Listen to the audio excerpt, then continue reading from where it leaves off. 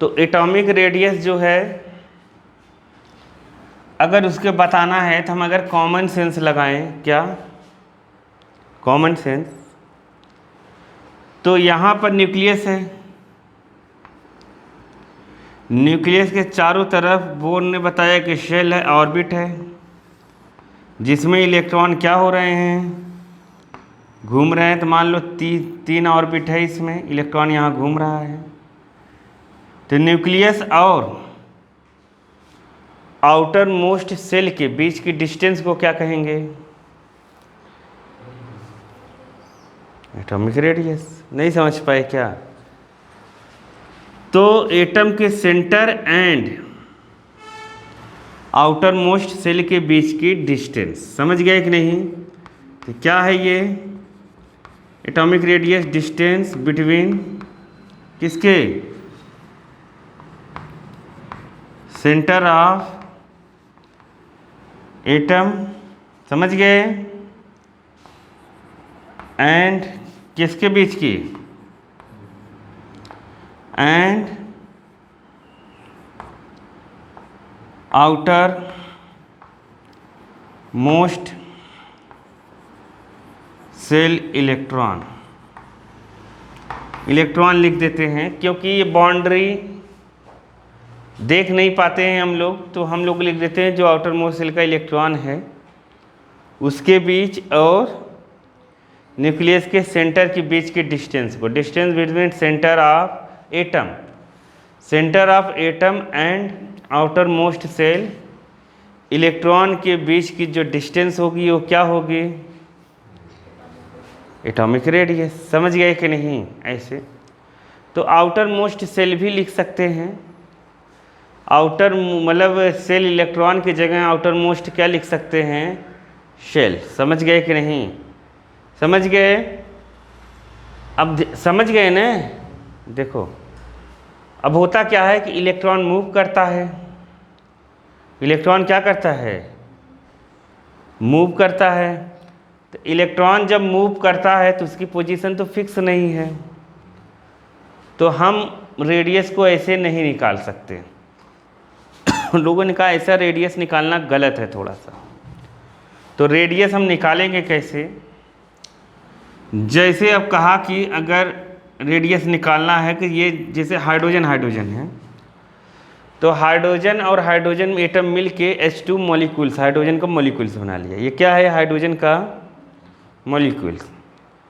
अब इस हाइड्रोजन के मॉलिक्यूल्स में दो हाइड्रोजन हैं, तो दोनों हाइड्रोजन एक दूसरे से ऐसे कनेक्ट होंगे, ऐसे एक हाइड्रोजन का न्यूक्लियस ये, दूसरे का ये, और ये ऐसे कनेक्ट है। आया समझ में? तो हाइड्रोजन हाइड्रोजन आपस में कनेक्ट है, ठीक है। कौन से बॉन्ड से कनेक्ट है, कोवैलेंट। कौन से, कोवैलेंट बॉन्ड। तो एक दिन मैंने जब बेसिक बताया था तो मैंने कोवैलेंट बॉन्ड और आयनिक बॉन्ड बताया था, याद है? कोवैलेंट बॉन्ड और आयनिक बॉन्ड बताया होगा। तो जब ये दोनों आपस में कनेक्ट हो जाते हैं तो हाइड्रोजन मॉलिक्यूल्स जब बनाते हैं, तो अब कोवैलेंट अगर बॉन्ड से कनेक्ट हैं तो ये देंगे कोवैलेंट रेडियस। क्या देंगे, कोवैलेंट रेडियस देंगे। समझ गए? अब समझो, तो दोनों हाइड्रोजन के न्यूक्लियस के बीच की डिस्टेंस का हाफ कर दिया गया। क्या कर दिया गया, हाफ। तो कहलाई रेडियस। क्या कहलाई, रेडियस। आया समझ में? एक सिंगल एटम का रेडियस की डेफिनेशन तो यही है, लेकिन रेडियस हम ऐसे फाइंड नहीं कर सकते अकेले एटम का। नहीं समझ पाए? कोई ऐसा मेजरमेंट हम ले नहीं पाएंगे क्योंकि इलेक्ट्रॉन घूम रहा है, तो हम यहाँ मेजरमेंट ले नहीं पा रहे हैं। नहीं समझ पाए? तो हम क्या करें कि दो एटम को आपस में कंबाइन मतलब केमिकली करवा दिया, फिर उनके बीच की मॉलिक्यूल जो बना, तो दोनों एटम के बीच की डिस्टेंस को नाप लिया, मतलब न्यूक्लियस के बीच की, उसको उसका आधा कर दिया, तो एक की रेडियस निकल गई। एक की क्या हो गई, तो ये रेडियस कहलाती है कोवैलेंट रेडियस। कौन सा रेडियस, कोवैलेंट रेडियस। देखो बुक में दिया है ना कोवैलेंट रेडियस, मिला कि नहीं? नहीं समझ पाए।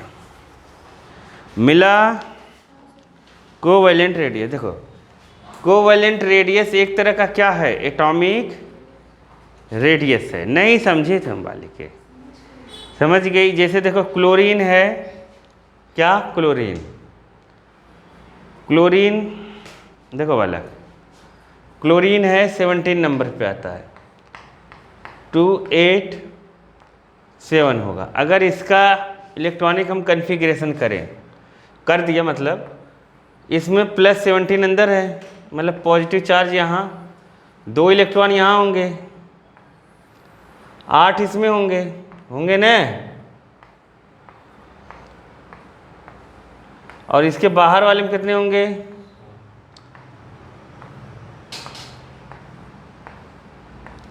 7 हो गए। ठीक है, अब इसके बीच की डिस्टेंस है, तो अगर क्लोरीन का मान निकालना है अपने को रेडियस, तो ये क्लोरीन से एक ही चाहिए इसको स्टेबल होने के लिए, तो क्लोरीन से क्लोरीन मिलकर Cl2 का क्लोरीन का मॉलिक्यूल्स बना लेता है। आया समझ में।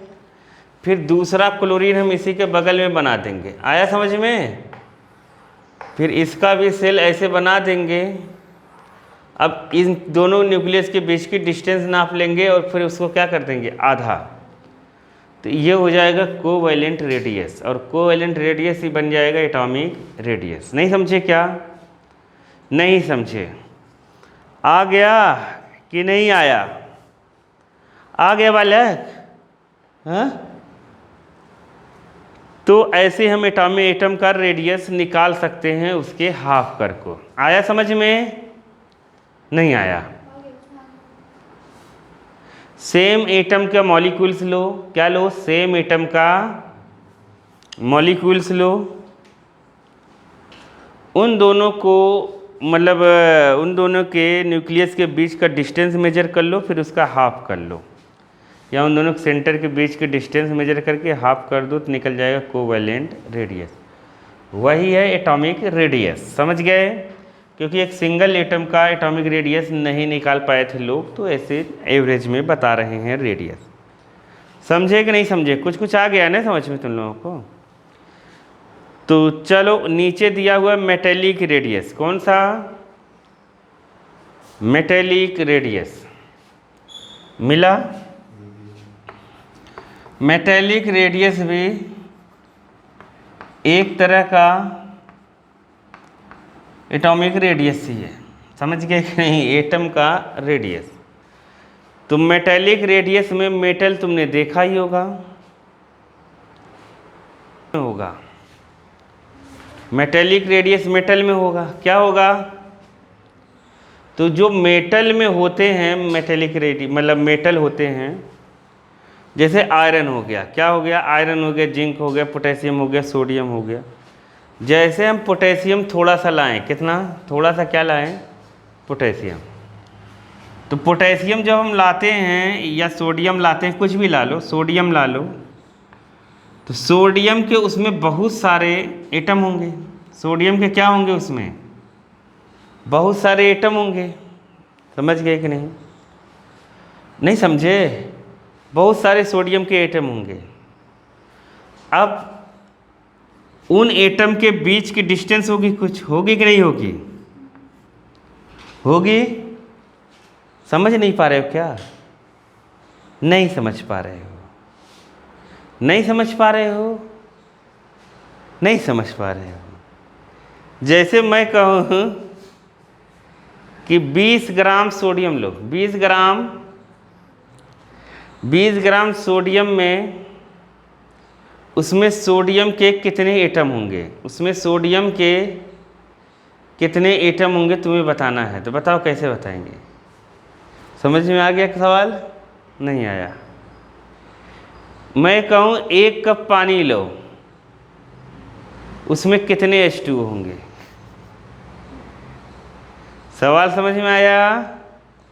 ऐसे ही कह रहा हूँ कि 20 ग्राम सोडियम लो, उसमें कितने सोडियम के एटम होंगे, सवाल समझ में आया कि नहीं, नहीं आया। मैं कह रहा हूँ ना, थोड़ा सा मैं लेकर आऊँगा तो उसमें बहुत सारे एटम होंगे। तुम्हें आ गया ना सवाल समझ में। मैं बताता हूँ, देखो जैसे 20 ग्राम सोडियम लें, क्या लें, 20 ग्राम सोडियम, इसमें number of atom of sodium बताना है। क्या बताना है, number of atom of sodium. जैसे ऐसा बात ऐसा हो गया कि 1 किलो चावल है, उसमें कितने चावल के दाने हैं, वो बात हो गई। नहीं आया समझ में, नहीं आया। तो 20 ग्राम सोडियम है, उसमें सोडियम के कितने एटम होंगे, number of atom of sodium find करना है। ठीक है, तो हमेशा किसी का भी मॉलिक्यूल्स फाइंड करना रहे, नंबर ऑफ एटम फाइंड करना रहे। ये थोड़ा सा इससे बाहर हम चले गए, ये मैं इसलिए कर रहा हूँ कि थोड़ा सा लाओगे उसमें बहुत सारा एटम होगा ना, तो वही बता रहा हूँ कितना एटम होगा। नहीं समझे? तो अब number of atom of sodium अगर निकालना है तो इसके लिए ये अमाउंट ऑफ सब्सटेंस से रिलेटेड हो गया। किससे? Amount of substance. Amount of substance को हम नापते हैं मोल में। किसे नापते हैं? मोल में। नहीं आया समझ में? अमाउंट ऑफ सब्सटेंस में यही इलेक्ट्रॉन, प्रोटॉन, न्यूट्रॉन, मॉलिक्यूल्स, ये सब चीज़ें हैं। दाल चावल की बात नहीं हो रही है, समझ गए कि नहीं? मॉलिक्यूल्स, एटम, इन सब की बात करेंगे हम। तो नंबर ऑफ मोल निकालते हैं पहले। क्या निकालते हैं? Number of mole. तुम लोग अगर याद हो तो मैंने बताया था नंबर ऑफ मोल कैसे निकलता है। कैसे निकलता है? Given mass upon molar mass. और भी मैंने बताया था तरीका, तो यहाँ given mass upon molar mass ही लगेगा। इसका गिवन मास कितना है? 20 ग्राम। कितना है? और सोडियम को मोलर मास पहले से पता है अपने को, एटॉमिक मास वाला, वो 23। क्या? 23 होता है सोडियम का। ये 20 ग्राम सोडियम में कितने मोल होंगे सोडियम के, वो पता चल गया। ये सोडियम का मोल 20 ग्राम में पता चल गया। एक मोल में कितने नंबर होते हैं ये भी फिक्स है। एक मोल में कितना नंबर होता है? 6.022 × 10⁻23। तो सोडियम का इतना मोल है, उस नंबर से इंटू कर देंगे, पता चल जाएगा सोडियम के कितने एटम हैं। नहीं आए समझ में? नहीं समझे? ये नंबर ऑफ मोल है। ये एक मोल में एटम, मॉलिक्यूल्स कुछ भी होता है। जैसे एक मोल तुमसे कह दिया पानी है, उसमें कितने H2O होंगे? एक मोल H2O में H2O के मॉलिक्यूल्स बताने थे, कितने होंगे? इतना। नहीं आया? फिक्स है। एक मोल सोडियम में कितने सोडियम के एटम होंगे? तो इतना मोल सोडियम है, गिवन मास अपॉन मोलर मास, यहाँ एटॉमिक मास हो जाएगा। तो इन दोनों का रेशियो जो है मोल इसका इंटू का, सोचो कितना एटम है, 10⁻23। नहीं आया समझ में? नहीं समझे? कितना? 20 ग्राम मात्र सोडियम में। तो ऐसे मैं कह रहा हूँ कि इस सोडियम में जैसे थोड़ा सोडियम लाएं तो इसमें बहुत सारा क्या होगा? सोडियम का एटम। नहीं आया? तो 2 सोडियम के एटम या 2 एडजेसेंट, और सब एक जैसे ही बटे होंगे उसमें, तो 2 लगातार सोडियम के बीच की डिस्टेंस का, एटम के बीच की डिस्टेंस का हाफ क्या होगा? Metallic radius. क्या होगा? अरे समझ गए? लोहे का एक पीस लाओगे, उसमें बहुत सारा क्या होगा? आयरन का पार्टिकल्स। नहीं आया समझ में? आ गया? बहुत सारे आयरन के एटम होंगे। तो आयरन जो भी मेटल्स हैं, उन एटम के बीच की डिस्टेंस का हाफ क्या कहलाएगा? उसका रेडियस। और एटम के डिस्टेंस नापेंगे कहाँ से? उसके न्यूक्लियस से। कहाँ से नापेंगे? समझ गए कि नहीं? नहीं आया क्या समझ में? वो मेटेलिक रेडियस होगा। देखो बुक में लिखा होगा, बुक में देखो लिखा होगा, अगर तुम लोग ध्यान से देखोगे तो मिल जाएगा। ठीक है, देखो जहाँ मेटेलिक रेडियस लिखा है, देखो लिखा है ना, which is taken as half. समझ गए? Internuclear distance separated by metal core. आया कि नहीं आया? नहीं आया? तो ऐसा हो जाता है बालक। मिला? NCERT पढ़ोगे सब आ जाएगा बालक, टेंशन लेने की ज़रूरत नहीं है। बताओ समझ में आया कि नहीं? तो मैंने तुम लोगों को पीरियोडिक टेबल में साइज़ कैसे बढ़ती है, कैसे घटती है, ये बता ही दिया था। बता दिया था कि नहीं बताया था? नहीं बताया था? बताया था ना। मेटेलिक वाले में कहा था ऊपर से नीचे आएगा तो सेल बढ़ेगा, साइज़ इंक्रीज़ होगी। साइज़ क्या होगी? इंक्रीज़, क्योंकि सेल बढ़ता है। और इधर से इधर आते हैं साइज क्या होती है? डिक्रीज। क्यों? क्योंकि सेम सेल में इलेक्ट्रॉन भरे जाते हैं तो न्यूक्लियर चार्ज डेंसिटी इंक्रीज हो जाती है। तो आउटर मोस्ट सेल और न्यूक्लियर चार्ज डेंसिटी के बीच अट्रैक्शन फोर्स बढ़ जाता है। आया सा नहीं समझ में? जिसकी वजह से साइज छोटी हो जाती है। ये हम लोग पढ़े हैं, इसको वो भी मत, इसको लिखने की जरूरत थोड़ी ना, पहले पढ़ चुके हैं ना। आया कि नहीं आया? आ गया? आ गया? आ गया तो ठीक है। साइज जितनी छोटी होगी रेडियस उतना कम होगा, कॉमन सेंस की बात है। तो एटॉमिक रेडियस ऐसे जाएंगे तो क्या होगा? डिक्रीज। ऊपर से नीचे आएंगे तो इंक्रीज। Common sense. नहीं आया क्या समझ में? डिक्रीज का मतलब कम होना। अरे जब साइज किसी की छोटी होगी तो रेडियस तो कम ही होगा ना। नहीं समझे? अभी सोच रहा है साइज छोटी होगी रेडियस कैसे कम होगा? तुम भी यही सोच रही क्या वाली के? देखो, अरे जैसे इधर से आए, ये ऐसा है, ये ऐसा है, ये साइज छोटी हो गई ना, तो इसका रेडियस इतना था, इसका इतना ही हुआ ना, तो रेडियस कम हो गई। और क्या? अरे नहीं आया? हाँ गया ने? नहीं समझी? समझ गई? तो बता लोगे किसकी साइज छोटी है किसकी बड़ी है कि नहीं बता लोगे? साइज छोटी रहेगी तो मेटेलिक करेक्टर क्या होता है?